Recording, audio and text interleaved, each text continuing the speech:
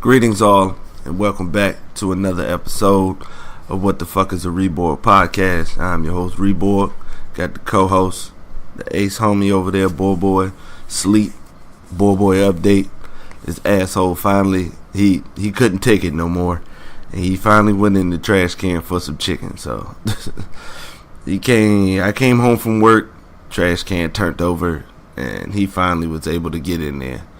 And he actually did get some chicken out of there. So everybody knows he's allergic. It wasn't that long after that, a day after he did that shit, that his ass started to get inflamed, and he started biting at his tail. I wasn't paying it any mind at first, because it looked like he was just chasing his tail, just, being a goofy dog or whatever. But he was getting some snags in there, and I saw a little red spot by his tail. Tell him to find out he bit the shit out his tail. He got a scab there. So I've been rubbing cortisone on it. I gave him the antibiotic, so he's not really biting at it.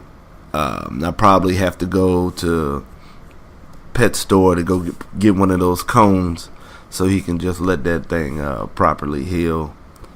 Yeah, I whooped that ass when I came home because he knows better than that shit.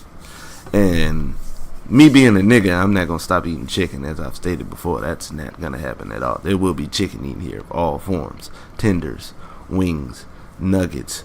Hey, that's just what we do.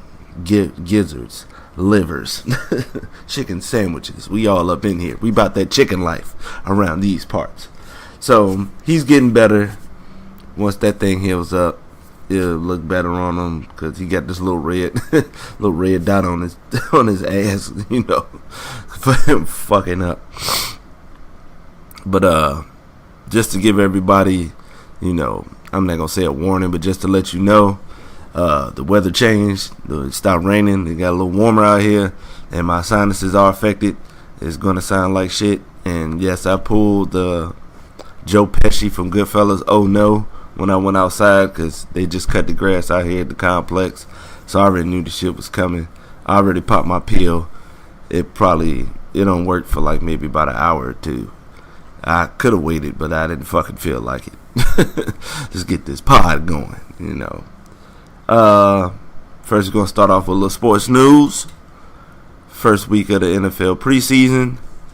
And I can't speak for every other fan. For me, it's just to watch football, to see if people are healthy, see who's playing, and just to watch some football, because we haven't watched football games since the spring games in college football, and that was back in like March and April, so it was just good to go out there and see football. Don't have a lot of synopsis from the games, other than it was good to see Teddy Bridgewater playing after his horrible injury. They said it was going to take a while for that to heal. It did. But it's good to see him out there playing. And, he looked like he didn't have any effects from it. So that was good to see. And it was good to see Andrew Luck out there. Now, they'll tell you that Andrew Luck got hurt. But I think, he just didn't want to get fucked up out there. Like, then to see, they did a lot of run plays, too. But shout out to the guys who come back. I'll probably have an NFL preview where I think who will win the bowl, like a couple of predictions and shit like that, in the final week of the preseason. But right now it's still movie time, and we'll get back to that later. And other news, the Maryland Terrapins football team is under, a lot of scrutiny right now because a player died during the workouts.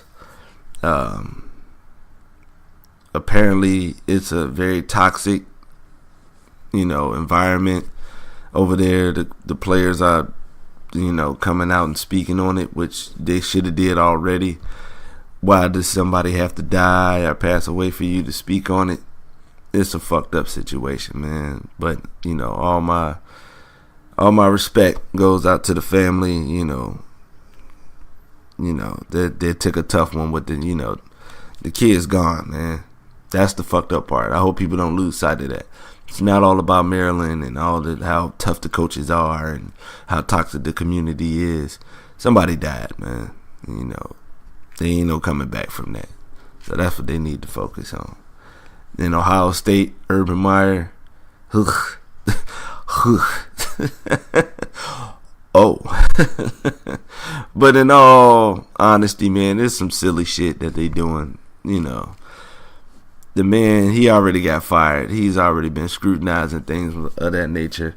Nobody's coming out with the story about what fucking happened. They just know it was just some things happened that they don't have the full story on, and he's falling on the sword for it. I don't want to see him go out like that. But if he does, man, shit. Like they want you to snitch on all accounts, even for some shit that they already know. So that's crazy. How a man gets arrested and his employer doesn't know? Come the fuck on. More college football fuck ups. 13 suspensions for the North Carolina Tar Heels for shoe resale.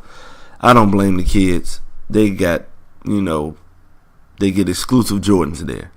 So, they don't have to, you probably can have a job, but I think that would be tough with the schedule you have between classes and football. So I don't knock the kids for selling the shoes. And UNC is warning other Jordan brand schools like Marquette, the California Golden Bears, and Michigan, watch out for this because, they kind of on a witch hunt about that. And it's goofy. The NCAA is always on some shit, so that's how that one's going to go. And NCAA on the basketball side dropped new rules. Elite high school players will be able to hire agents, and they will determine who is elite because, they don't want everybody hiring an agent. That seems it's kind of a move to take the responsibility away from the schools for getting in trouble. This is pretty much damage control. If the kid receives something, a car, an apartment, any of that, they're going to put it on the agent. So it was kind of a smart idea for that on that side. On the other side, you're going to get kids bitching that they deserve to get an agent and, what constitute elite. And it was just, that part is confusing. And the other one is, if you go undrafted, even if you did hire an agent, you could go back to school. And I find that fair. You don't know how things are going to go. Somebody like Trayvon Duval, he was always a top-rated high school player. He went to Duke. And, even though he didn't play to the expectations that were set before him, I'll play up to his abilities from, what I saw. I think he deserves a chance to go back to school and, try to get it right, get himself together. Or, he probably wasn't even interested in going back to school. So, both options, having both options is pretty good. They didn't talk to USA Basketball or the NBA about it. And, representatives are saying they're blindsided by this, but it ain't none of your fucking concern. Because what they're trying to do is have all three work together between the NBA, USA Basketball, and the NCAA. But that plan would take too goddamn long. And we don't have years to keep waiting, while people are buying recruits. We can't get these hoes. You can't get these cars and these clothes and these houses for these players waiting on y'all. We trying to nip this shit in the bud right now, for whatever plans y'all have going in the future. It's definitely too much shit going on with it. Too much red tape, this, that, and the third. And I hope resolution comes soon enough. But I'm not going to hold my breath. We still on movie time, And because of the NFL preseason week 1, we're going to be discussing football movies. Football movies, documentaries, this, that, and the third. Going through my top 5 football movies. No particular order, just the way I remember them and wrote them down. First, we have Varsity Blues. I liked the movie. It kind of had a Disney with dirt feel to it. But it was still a good movie. The characters were pretty good. Small town football like that is like, the town is small, but the football and the team is known, nationally and, outside of that place. that kind of stuff happens. I don't know about the driving the cop car ass naked like Tweeter did, but a lot of the lawless shit that they did, that's what, some shit like that goes down, and you are allowed to get away with shit. Like Jon Voight. Jon Voight's a good actor. He played the shit out of that role. Now him wanting to kill the kids like that. Him trying to choke Moxon at the end because he was rebelling and shit like that. It wasn't that serious, my G. Come on, man. That over no goddamn district title, man. The fuck out of here. I like how they explained how the quarterback got hurt. He had already fucked up the knee and was taking them shots. A lot of scar tissue. A lot of things went through the movie that were explained. I got to represent for Wendell, the running back. He was sauced, didn't get his mom had to do his recruiting. That just lets you know how much of an asshole this guy was. By the end of the movie, you didn't like him either. So, you was kind of glad he was gone. And the Disney part I'm talking about is how they were able to pull together and win the game. I don't really see the team winning the game after the coach is gone like that. Not going to be too many times it does do that. But shout out, good movie, good football action. I like the fact that they didn't have a lot of canned replays and stuff like that. It looked like somebody actually did give a fuck about filming the football portion. So that's one of the main things I really liked about it. Next we have North Dallas 40. For any of you old heads, this is a good movie. It's about I can't remember the guy who actually wrote the book, but I think it's about the Cowboys in the early 70s. And it profiles a week leading up to a game. Like the movie starts at a party right after they played the game. A game that they won. So it starts at the party and after a victory and leads all the way up to after the game that they played. Nick Nolte played the fuck out of Phil Elliott, wide receiver. Every character was good, and you got into the character, and you couldn't wait till the game because they all had their stories. OW and the other offensive linemen, they had their story with, OW being kind of a dumb hick and, out of control temper, and his homeboy was wild as shit, but they had a rough week because they were getting ready to go up against one of the top defensive linemen in the league who was fucking them up when the game came around. Like the quarterback and wide receiver Phil Elliott and his homeboy, knowing that they're older and their time's coming to an end and everything that they're trying to do to still not only be on the team but to still make an impact on the team. That was interesting. Velma with his Velma, for those who don't know, I'm from Newport News, Virginia, and Warwick High School. They had a good coach there by Tommy Reeman. He plays Velma in the movie, so always a tidbit. That's some shit. I'm from the crib, so gotta represent, showing how he couldn't handle injuries and needles and stuff like that, and how it carried on like through the game, and just like all the characters, even like the owner and the coach who played that fucking great Tom Landry. Like the coach was an asshole. The assistant coach was too.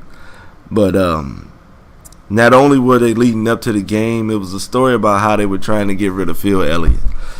Phil kept trying to figure out what the fuck was going on outside of the game, while he just felt like he was being followed, and the shit just got crazy. When it got to the game, it was rainy. It was one of those rough weather games, and the defensive lineman was fucking up Joe Bob and OW, and he was fucking him up until they decided to pull a cheat move with the chop block and fuck his knee up. Like when it gets to the game, the intensity steps up like a whole bunch in the movie. It's already a good movie and it keeps you intrigued. The thing is, like, okay, they're preparing for a game and you already looking forward to that part, but what's going on in between that is interesting too. So that's what I liked about it. You weren't just watching the movie to wait for the game to be played. You were watching just to see these stories develop. I tried to get a young boy to watch this, and they didn't play that much football. I was like, you missed the whole point. I'm sorry for the suggestion. You don't have to worry about me giving you another one. You missed the whole point of the damn movie. But the game was crazy. Velma injuries came to a head. He finally took a shot in his hamstring, and it ended up giving out on him, and he took a hellacious hit. Phil Elliott wasn't supposed to play till Velma got hurt.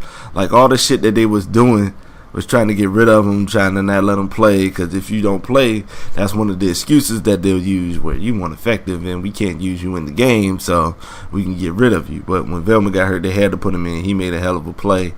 And another character, the backup quarterback, just showing he was a good Christian guy.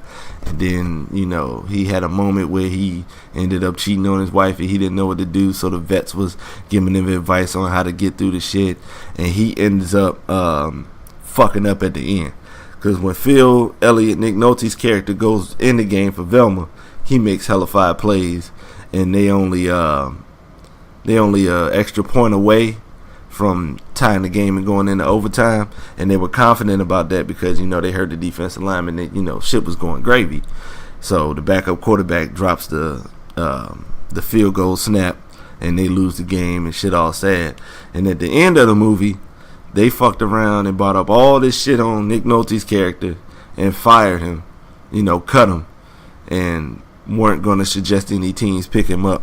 And he knew it wasn't going to be. He knew that wasn't going to be the case for him either, because he was an older player. And I like the end of the movie where he's talking to the quarterback as they're leaving the office when he finds out what happened, and the quarterback's like, "Yeah, I only got a moment of time before it happens to me." And they depart, and he throws the football at Nick Nolte, and Nick Nolte just throws his hands up like, "I don't have to catch footballs no more. I'm done with that part of life." And the movie ends. I was like, this movie's fucking good. Next, we got on the list the program. The program is kind of like the college 90s version of North Dallas 40. It's deep as shit, like they go into everything, like recruiting. They don't go into the bullshit, the cheating, the underhanded shit. I'm not only calling it cheating because that's like the only word for it, just to simplify it. I don't think it's cheating. You got to do what you got to do to get the edge. It's going to take money and promises and all this shit. You just can't promise like we got great athletic facilities and all this other shit, and you think there's a kid just going to come on that. You got to have some extra shit. But this is great. It shows the coach. I like the coach, James Caan, Coach Winters. Just all the shit that he has to do. Even if your players are behaving, it's just a lot of shit that you got to do. Because when you the college football head coach, it's more than just X's and O's. It's not just what happens on the field. You got to kind of like babysit these motherfuckers too, because they could be getting into some shit. You got to follow the school shit. You got to be on your position, coaches, your assistant coaches. You got to make sure your stars are good, they're happy. Just the shit that he had to go through was enough to watch. They had Joe Kane as their quarterback. He couldn't handle the hype. I found that to be like some old cop-out shit. If you playing good, you should know that the popularity and the scrutiny is going to step up. This is the 90s. That shit is all. We already know that shit. And once you got put on the Sports Illustrated cover that he didn't know nothing about, how the fuck did you not know? All I knew there was gonna be an article. I didn't know it was gonna be the cover. Like Joe Kane, good quarterback as far as the movie goes, but man, stop bitching, man. Crying because his father didn't come to the games, and nobody else's father was at the game either. Goddamn it! And they, there's other motherfuckers still performing. You had crazy ass Latimer with the steroids, trying to snatch some pussy, and he got physical as shit with that girl. It was fucked up when.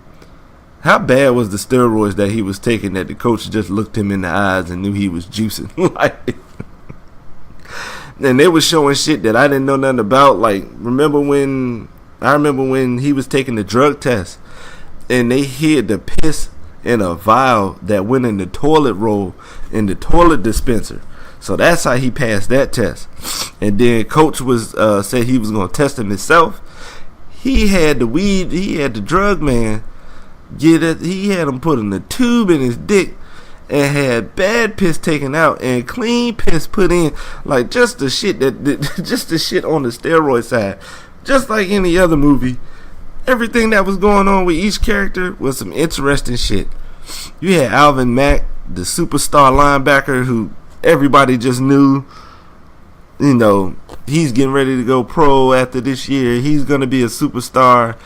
And he was dumb as shit as far as the books go. He didn't give a fuck about school, which I kind of can't knock him for, because it was never about school.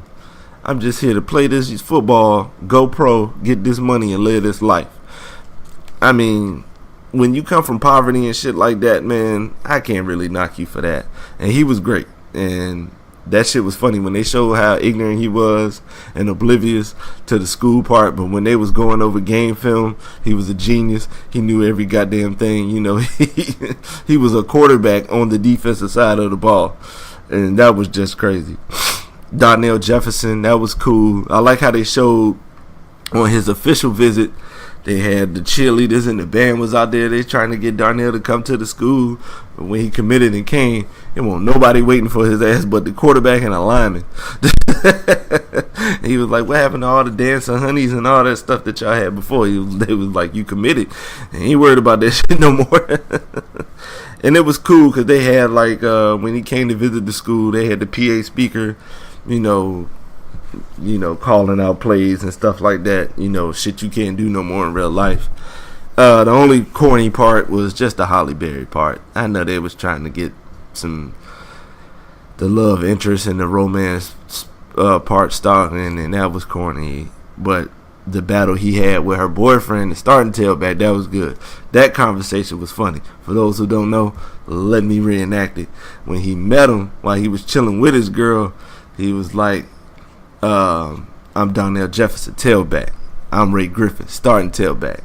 Yeah, that's why they recruited me. I was like, oh shit, oh damn, these nigga got barbs. And then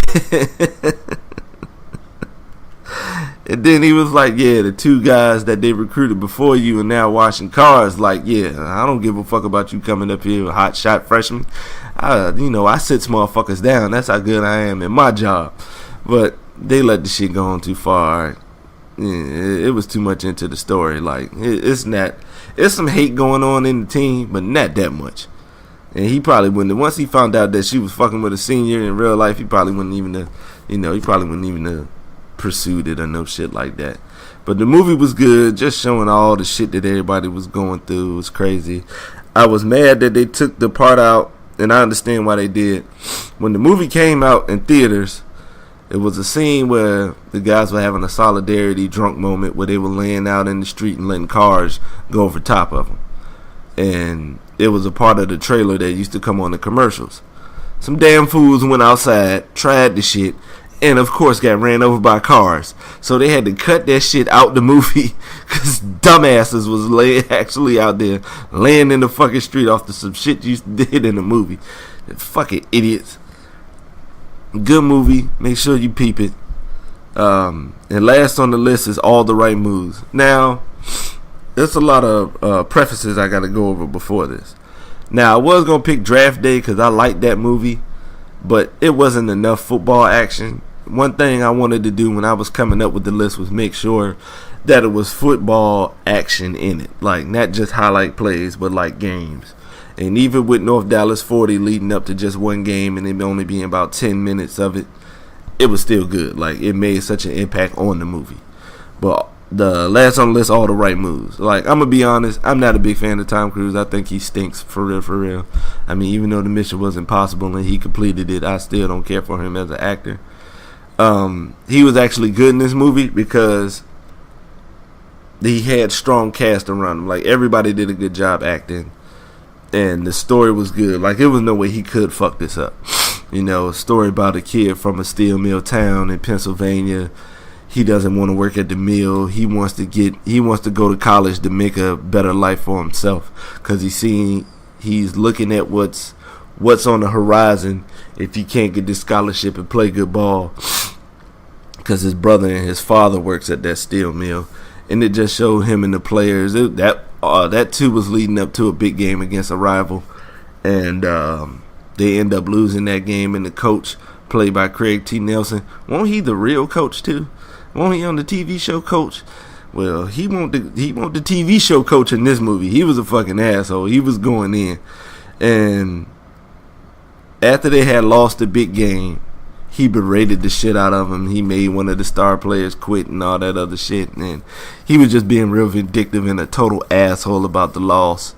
So some of the players decided to egg his house and fuck up some of his shit. And of course, the only person he sees doing the shit is Tom Cruise. And he threatens the fuck out of him. I'm shooting down your scholarships. Fuck that. You ain't never gonna leave this town. You might as well, get comfortable at the mill, because that's where the fuck you gonna be at.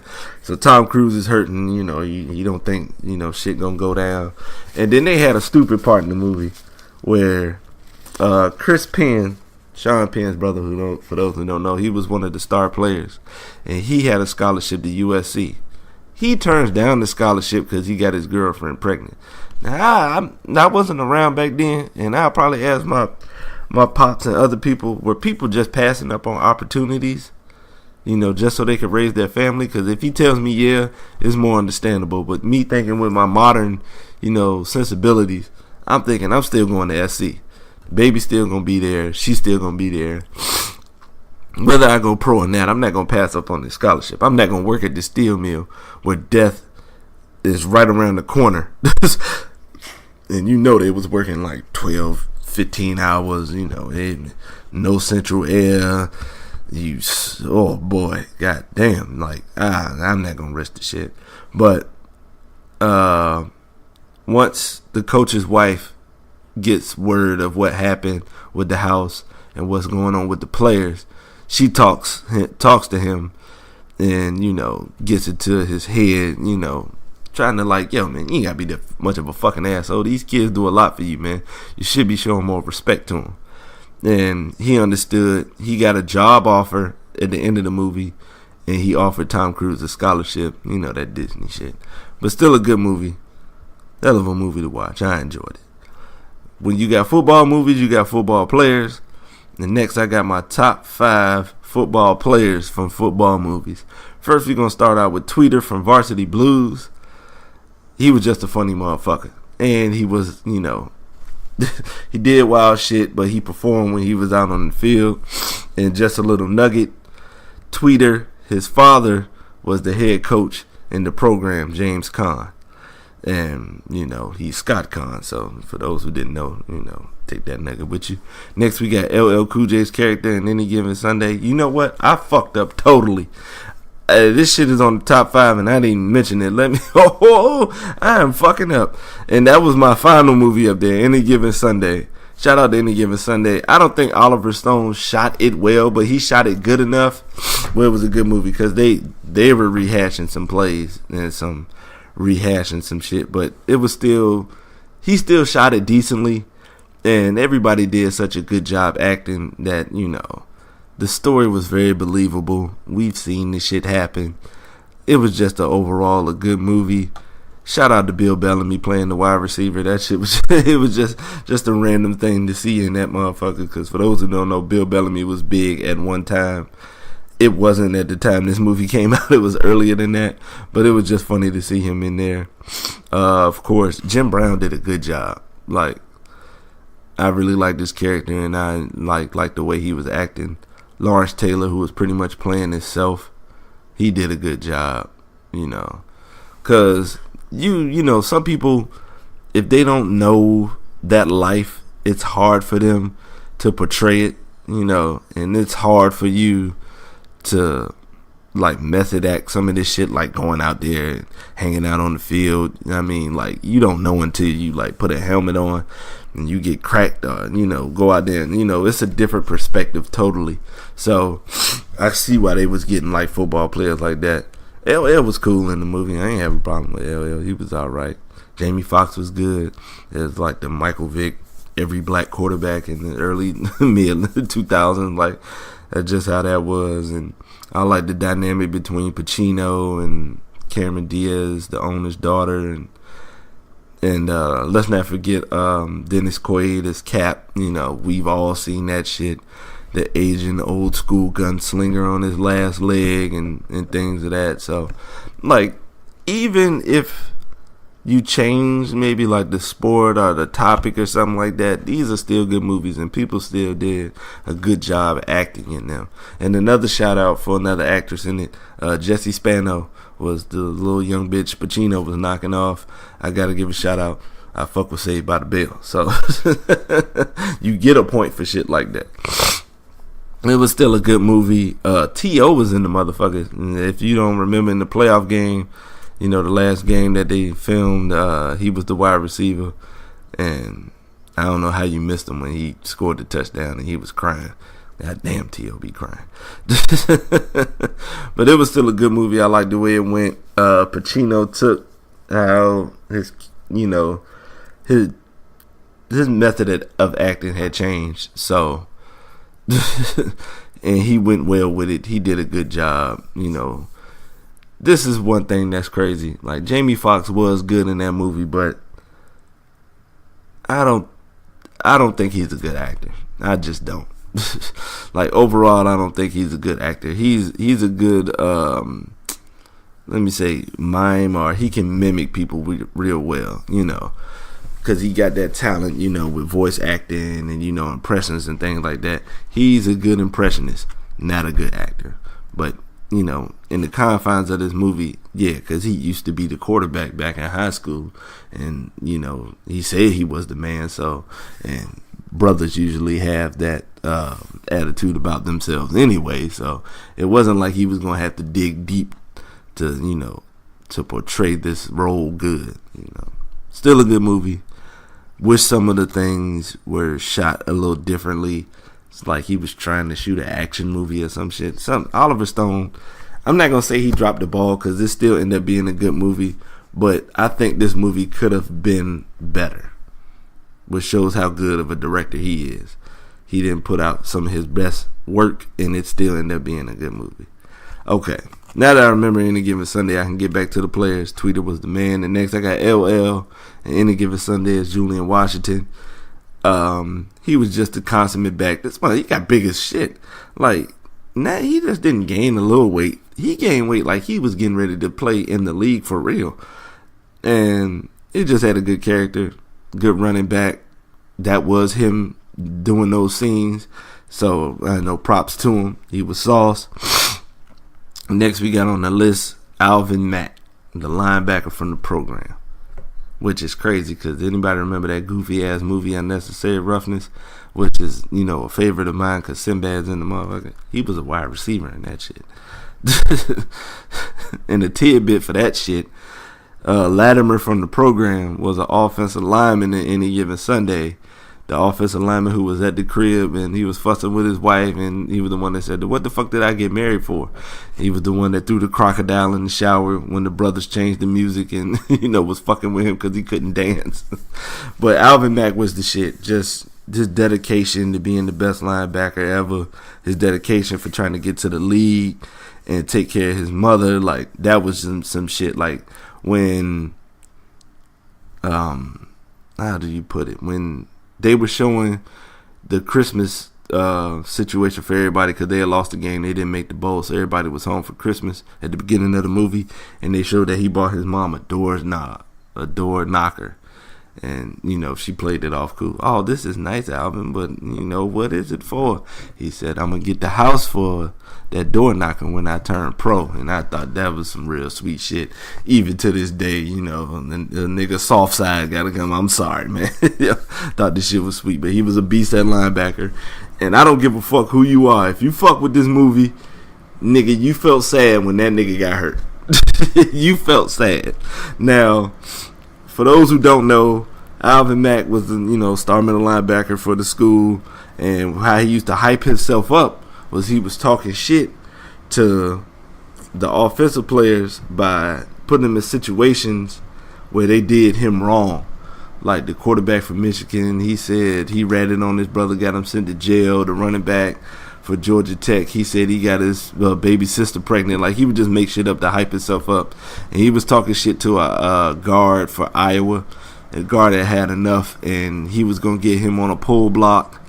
And instead of him just hitting him, he went out and destroyed his knee. And, man, just to watch him, Oh man, and when he crying and he tell the coach, I'm not gonna be able to play anymore, and like, what the fuck is he gonna do? Now he got to do the schoolwork because he don't have shit else because football's dead.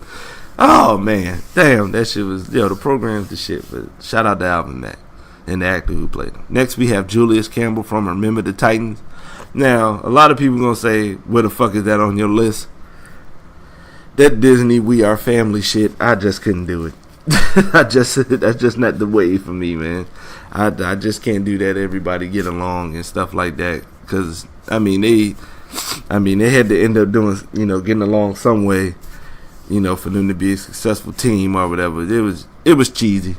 Sorry, it was just cheesy. Good movie, never deny that part, but good movie. And one of the Julius Campbell, played by Wood Harris, did a good job with this role as Julius Campbell's strong, silent type. Speak my, even though I don't do a lot of talking, when I speak, that I'm spitting real. What I'm telling you is how I feel. It ain't no adjusting it and all that. And when I was looking up movies and shit like that, I was so mad. When you look up the movie, you scroll down a little bit on Google and it shows you the actors. They had Denzel, and right next to that nigga, they had Ryan Gosling. Like, cut it out, man. He won't no man. I mean, he was a character in the movie, but don't be having him next to Denzel trying to make it seem like his role was that big, because that's how they usually line it up. Like, importance of role. This is the star of the film. This is, this goes down from importance. He was like the 8th most important person in the movie.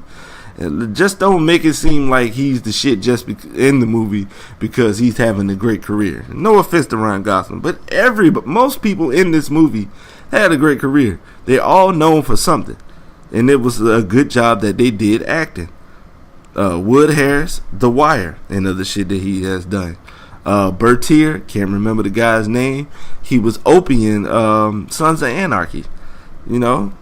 Donald Faison, yeah, that's his name. Everybody remember him from shit in the early 90s, Clueless and shit like that. A lot of people remember him from Scrubs and shit like that. So, everybody did a good job. Don't make Ryan Gosling seem like he the one. Yeah, with that Ryan Gosling shit. But Julius Campbell was the man, did his thing, made it happen. Even with, he had to take a little advice to improve on his game, but it ended up working out for the best. So shout out to him. And last but not least, Phil Elliott, Nick Nolte in North Dallas 40. The movie was about him, and he just had great exceptional hands. That old ass dude that he ain't fast no more, but he still could catch the ball. However, somehow he always managed to catch the ball. Kind of like Larry Fitzgerald. Like, he don't have all the speed no more, but he always gets open and he always making great catches still to this day. So he was just sauce like that. And a nugget on that one, it was, North Dallas 40 is based on a real team, and the guy who wrote the book, he was pretty much the Phil Elliott character. And a lot of players that played with him said he wasn't that goddamn good. If he was as good as Nick Nolte was, they would have won the Super Bowl before then. So that's how that rolled. But I fucks with Phil Elliott. Now we got the players. We did the movies. Now documentaries. First, I'm gonna go with Full Color Football: The Story of the AFL. I just pretty much, you just gotta watch it just to see the story of how the AFL came to be. A lot of the innovative things they tried, like the passing game, different jersey colors, bringing in niggas, just a lot of the things that they did. It's a good documentary, and the good thing about the documentaries, you can watch them on YouTube free of fucking charge. So that was a good one. Another one I got is America's Game. America's Game is a series done by the NFL Network to profile every Super Bowl winning team. But they had a special called Missing Rings, and they profiled the 98 Vikings, the 88 Bengals, the 1990 Bills, the 1969 Vikings, and the 1981 Chargers.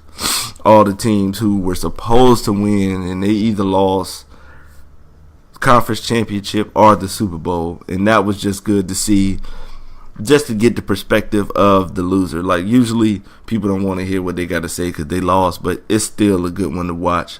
All of them are good. the one I hold the most weight with is the Vikings '98 because it had Randy Moss. Randy Moss is my favorite football player of all time. We shall dabble in that a lot later in the series in the upcoming weeks. And another documentary I thoroughly enjoyed and really liked it's called Year of the Bull, and it's profiling the Northwestern Bulls of Miami, Florida, and their star player Torian Charles. And it was just showing what he was doing to prepare to go to college, not just going to college but picking his college, and him working out in the season that they had. It was wild. The coaches with no holds barred. They was cussing. They was getting physical, pushing the shit out of players. And his story was crazy, how he was working to, be a better football player and preparing himself for college. It was just a good thing to see. He got in trouble for stealing pizza, and one of the players kept fucking with him about it. That was hysterical. But it's a good documentary. And how he explained how he didn't want to go to Miami because he wanted to get away from that neighborhood, period. Which I can't knock him for, You grew up in the hood the whole time and you got a chance to get out, just go, because you just don't know what will happen. Like, you're good. If it's just you, you're fine. But, you can't predict people and you just can't anticipate what people are going to do in life. So, one of my favorite ones, I accidentally saw that on Showtime. Back when we first got DirecTV, it was just on the humble, and this is back before DVR, so you had to catch the shit when you catch it. And I think I saw the shit at like 3 a.m. one time, and I had to watch it then because my dad had told me about it because he had watched it. Because my pops is a night owl, so he used to be up all night, whether playing video games, watching TV or whatever. He would just always be up. Half of it was him smoking that good green. Shout out to Pops, but you catch shit, you catch some good shit, late at night. And I'm not talking about porn, you nasty motherfuckers. I'm just talking about good shit as far as television goes, viewings and shit like that. But that's it for another podcast. Shout out to Boy, great co-host. He hasn't budged at all. This sleep is good as fuck to him right now. So shout out to y'all for following your boy, listening to this shit. Really appreciate the love. We'll catch y'all motherfuckers next week. I ain't got no set schedule. I just record this shit whenever the fuck. Be easy, be blessed to be you. I'm out.